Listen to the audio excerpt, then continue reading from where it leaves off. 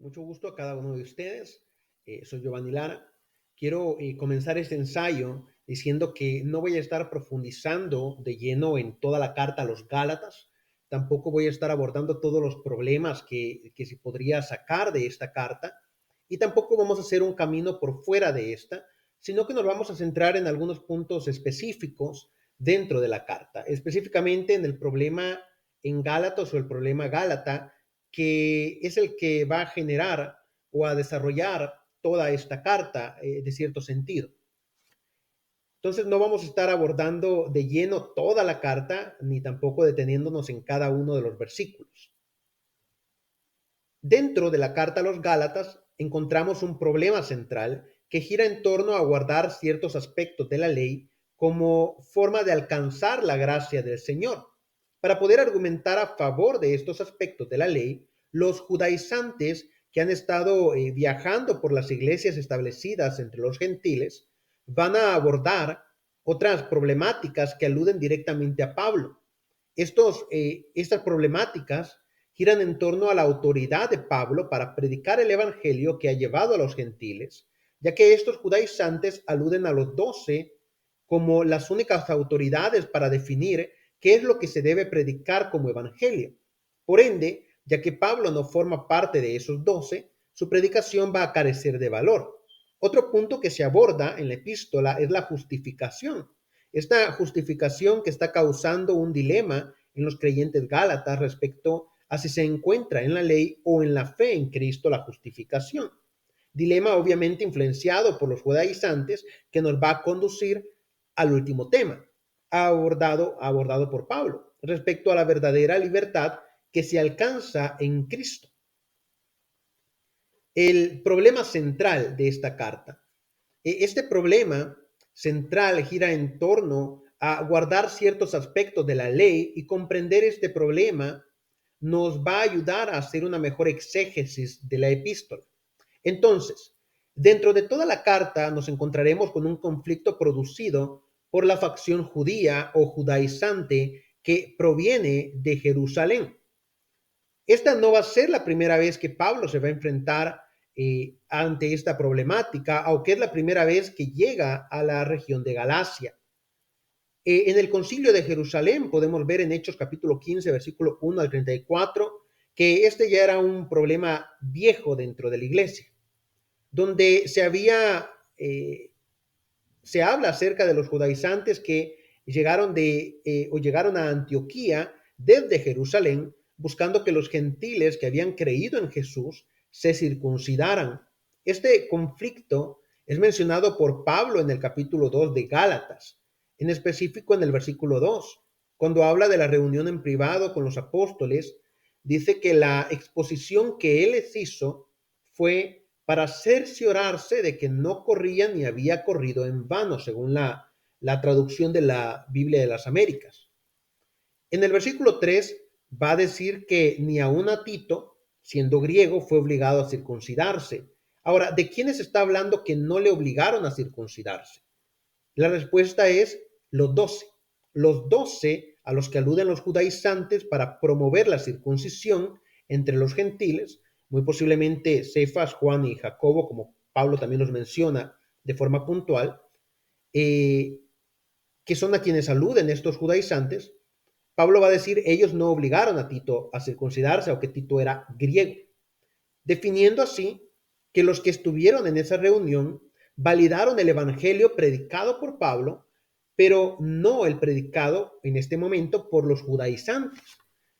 En otras palabras, está diciendo que los de la reunión en Jerusalén están más de acuerdo con el evangelio predicado por Pablo que con el que predican los judaizantes, que se defienden diciendo que los 12 apóstoles, en específico Cefas, Juan y Judas, y Jacobo, son quienes les dan la autoridad de predicar la circuncisión. Aunque esto no se menciona de forma directa en la carta, pero sí se puede extraer de ciertos versículos. En la predicación de los judaizantes, ellos estaban tratando de imponer preceptos de la ley a los cristianos gálatas. En palabras de Bruce, sobre todo la circuncisión, también encontramos alguna referencia a la observancia de días especiales es de suponer que los del calendario sagrado judío. Y aquí yo agrego el capítulo al cual se refiere Bruce, que es el capítulo 4, versículo 10, que dice: seguís observando los días, los meses, las estaciones y los años. Bruce prosigue diciendo: podemos suponer que en la nueva enseñanza también figurarían las restricciones dietéticas judías, y aquí agrego yo, cómo puede apreciar o se puede apreciar en la confrontación de Pablo a Pedro en el capítulo 2, versículo 11 al 14. Estas enseñanzas judías son condenadas por Pablo desde el capítulo 1, específicamente en la famosa frase del versículo 9, cuando dice: como hemos dicho antes, también repito ahora, si alguno os anuncia un evangelio contrario al que recibisteis, sea anatema. En el capítulo 6, versículos 12 al 13, también alude a la hipocresía existente en los judaizantes, muy parecida a la citada de Pedro en el capítulo 2, que dice: los que desean agradar en la carne, tratan de obligaros a que os circuncidéis, simplemente para no ser perseguidos a causa de la cruz de Cristo. Porque ni aun los mismos que son circuncidados guardan la ley, mas ellos desean haceros circuncidar para gloriarse en vuestra carne. Dos puntos para resaltar en estos versículos son el hecho de que se circuncidaban para evitar persecución, posiblemente de parte de los judíos, y eso demostraba poca convicción y deseo de aferrarse al evangelio que Pablo ya les había predicado. Y lo segundo es que ni los que estaban circuncidados eran capaces de guardar la ley que tanto estaban predicando y promocionando.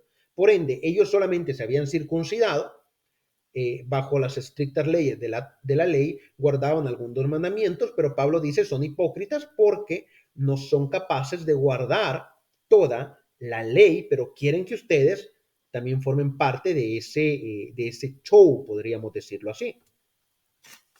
Un segundo tema es la autoridad paulina y el evangelio verdadero. En el tratado de la carta a los Gálatas, se acusa mucho a Pablo de no tener una autoridad. Pablo no ha predicado la circuncisión entre los gentiles, y esto va a ser tema de discusión por los judaizantes y va a ser el tema para poder atacar a Pablo. Pero aún así les dice que ya son parte del pueblo de Dios. Esa es la parte de la predicación de Pablo. Pablo afirma que los que no son circuncidados son parte del pueblo de Dios sin la circuncisión, solamente por la sangre de Cristo. Y esto no va a gustar a los judaizantes. Por ende, los judaizantes buscan desacreditar a Pablo. Hendrickson dice que en los primeros dos capítulos, seleccionando algunos hechos de su vida, el apóstol se defiende contra los cargos, sobreentendidos o expresos, de que él jamás había recibido un llamado divino al ministerio y que su evangelio era, por tanto, de poca confianza. Juan Calvino va a decir que no era solo la imagen de Pablo la que está siendo atacada, sino el evangelio mismo en la persona de Pablo. La idea de los judaizantes era que Pablo no formaba parte de los 12. Por ende, no había recibido el evangelio de parte de Jesús, y por ende su falta de predicación sobre guardar la ley se debía a factores humanos más que divinos, y esto hacía que el evangelio predicado por Pablo, según los judaizantes, fuese inválido delante de Dios. Ante estas acusaciones, Pablo plantea que su evangelio no es de hombre, como se ve en el capítulo 1, versículo 11 al 16, donde alude que fue escogido por Dios para llevar el evangelio a los gentiles, para engrandecer este llamado. Habla de su conducta anterior. Es decir, yo fui llamado por Dios y esto se ve reflejado en mi comportamiento, es lo que va a decir Pablo. Y para esto ocupa su conducta previa a ser llamado por Dios para engrandecer el llamado divino que él recibió. Y habla de cómo él devastaba a la iglesia por medio de la persecución, pero también habla de cómo él era superior a muchos judíos.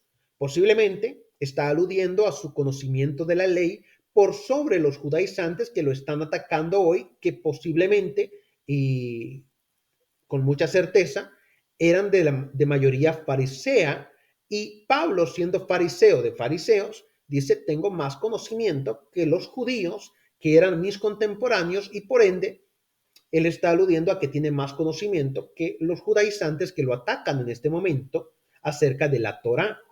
Luego, en el capítulo 2, afirma que los que eran algo, es decir, los que sí tenían peso dentro de la iglesia, los apóstoles, no le reprendieron por lo que predicaba. Menciona a Juan, a Cefas y a Jacobo como columna vertebral de la iglesia, y es la columna vertebral a la que están aludiendo los judaizantes para afirmar el evangelio que ellos están predicando.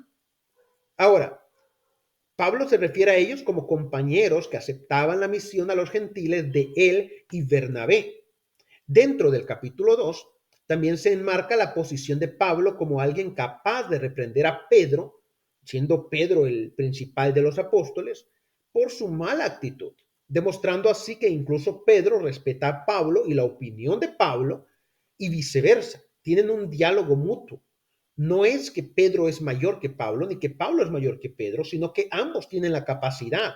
Dice, ninguno de ellos me dijo a mí que lo que yo predicaba estaba mal, y cuando Pedro cometió un error, yo tuve la capacidad y la disposición y el respeto de parte de Pedro también de poder corregir a Pedro, siendo Pedro el apóstol más importante, ¿no?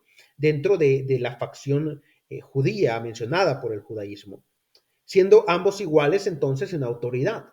Estos dos capítulos cumplen la función de defender la figura de Pablo y a la vez de desacreditar las palabras de los judaizantes, quienes no son aceptados ni siquiera por la misma columna de la iglesia a la cual ellos tanto citan, tanto se refieren cuando van a defender que Pablo está mal o cuando van a atacar a Pablo, mejor dicho. Un tercer punto dentro de la carta va a ser la justificación, el tema de la justificación. En el capítulo 2, versículo 15 al 21, Pablo habla sobre cómo el ser humano es justificado. En el versículo 16 dice, sabido que el hombre no es justificado a base de las obras de la ley, sino por medio de la fe de Jesucristo, nosotros también hemos creído en Cristo Jesús para ser justificados a base de la fe de Cristo y no de las obras de la ley, por cuanto nadie será justificado a base de las obras de la ley. Estas palabras de Pablo están puntualizando que incluso ellos, siendo judíos, habían y habiendo sido criados, bajo la ley, creyeron en Jesús para ser justificados porque sabían que la ley no tenía la capacidad para justificar al hombre delante de Dios. Es por esto que en el versículo 18 dice que si se vuelven a edificar las cosas que ya han sido destruidas, entonces sí se va a volver ese comportamiento en una transgresión hacia Dios mismo. En el versículo 20 de este capítulo encontramos la famosa frase en que se considera a sí mismo crucificado juntamente con Jesús como un símbolo de que ha sido crucificado también juntamente con la ley para volver a edificarla, para no volver a edificarla, para no volver a edificarla, puntualizo, ¿no? Para no equivocarme porque me estaba trabando un poco. Pero es lo que está diciendo Pablo en esta sección de la carta, ¿sí? Para Bruce, lo que resulta reprobable no es la ley en sí, sino su ejecución en el espíritu del legalismo o bajo la idea de que su ejecución logrará la aprobación divina. Esto respecto a que los judíos seguían guardando la ley a pesar de ser cristianos, pero eso no era lo malo. Ellos podían guardar el Shabbat, ¿no? El Shabbat, ir al templo como lo vemos hacer a los apóstoles en el libro de los Hechos, circuncidar a sus hijos. El problema es la interpretación de que esas acciones son las que dan la justificación delante de Dios, algo con lo que Pablo va a estar en desacuerdo rotundamente. En el capítulo 3, versículo 28, dice, ya no hay judío ni griego, no hay esclavo ni libre, no hay varón ni mujer, porque todos vosotros sois uno en Cristo Jesús. Bruce ve en esto que se puede relacionar con la palabra antropos en Romanos 3:28, donde dice, porque concluimos que el hombre es justificado por la fe aparte de las obras de la ley. Y él va a comparar que la idea dentro del versículo 3:28 de Gálatas de judío ni griego es muy parecida a la idea del antropo siendo justificado por la fe y no por la ley. ¿Por qué? Porque él va a decir, estamos colocando al judío y al gentil como iguales delante de Dios. ¿Esto qué quiere decir? Que ninguno tiene privilegios delante de Dios.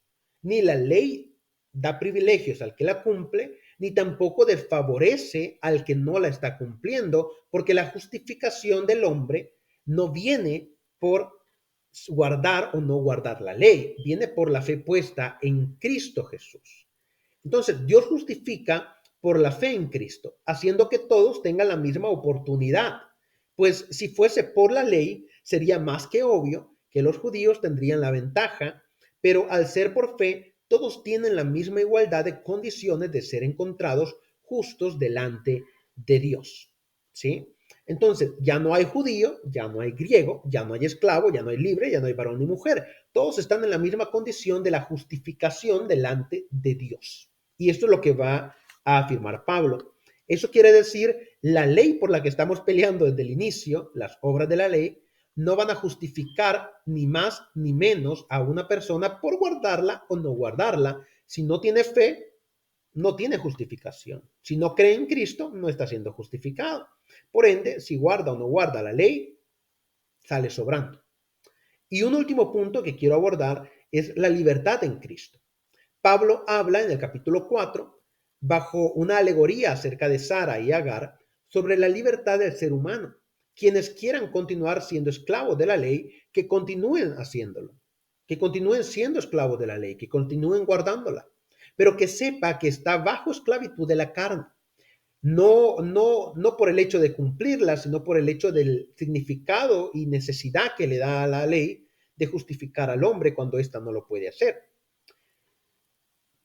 Entonces, también se hace una comparación entre los eventos de Ismael e Isaac con la persecución de los judaizantes a los creyentes gentiles.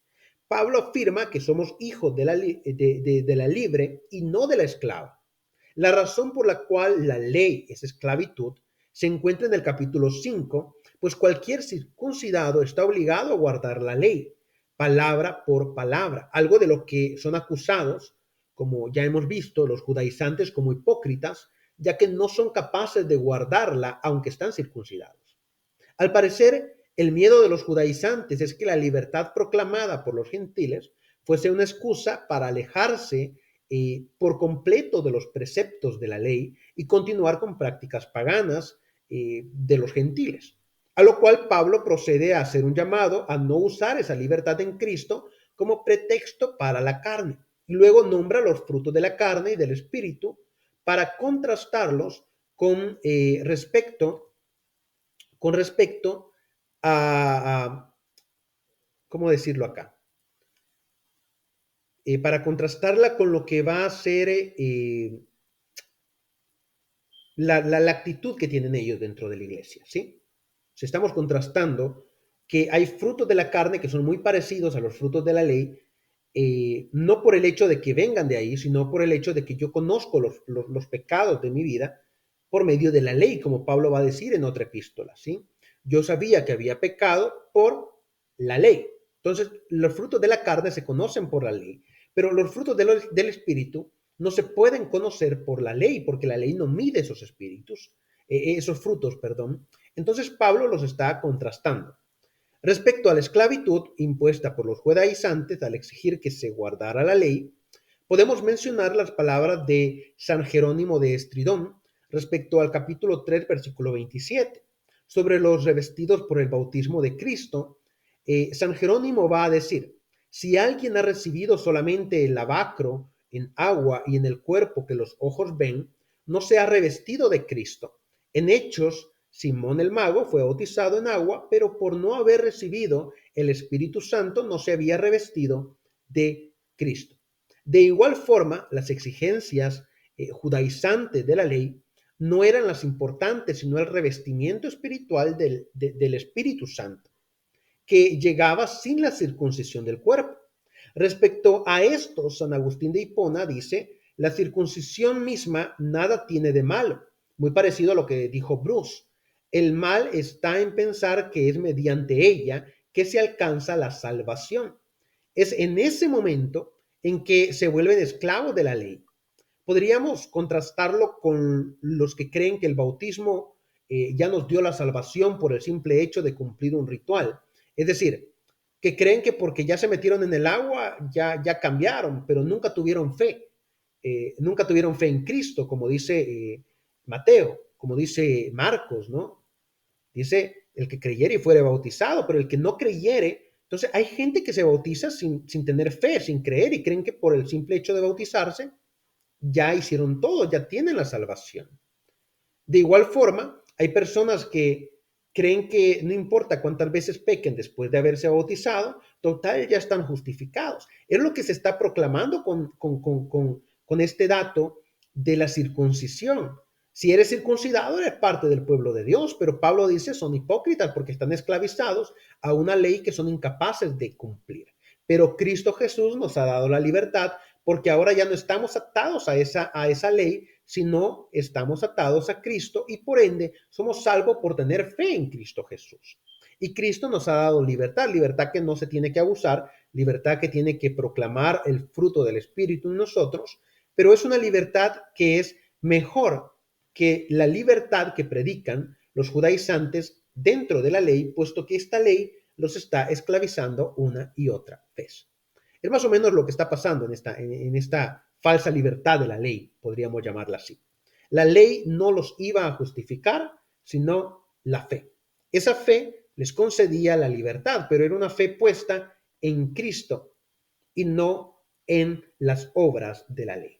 Entonces, dentro de lo que va a ser la carta a los Gálatas, vamos a tener este tipo de pensamientos, este tipo de temas dentro de esta carta. Yo he tratado de destacar aquí algunos, no todos. Si estudiamos la carta en más profundidad y le dedicamos mucho más tiempo, pues vamos a poder avanzar o profundizar más. Aquí solamente he mencionado incluso por fuera algunos puntos específicos, y es necesario comprender y estudiar y principalmente centrarnos en el problema central, que hay una disputa entre Pablo y los judaizantes respecto a las obras de la ley para poder interpretar por completo toda la carta a los Gálatas. No quiere decir que no la puedo interpretar sin conocer esto, pero es mucho mejor cuando sé que hay un problema existente entre la ley de los judaizantes que están predicando en Galacia y lo que Pablo había predicado al rechazar la circuncisión como medio de salvación y otros aspectos de la ley que no eran necesarios para ser parte del pueblo de Dios. Entonces, estamos viendo dos contrastes de pensamiento, el judaizante y el paulino, y estos dos se están enfrentando. Y es necesario saber esto para tener una mejor visión de lo que va a ser la carta dentro de nuestro análisis textual, nuestra exégesis del texto. Entonces, que Dios les bendiga a cada uno de ustedes.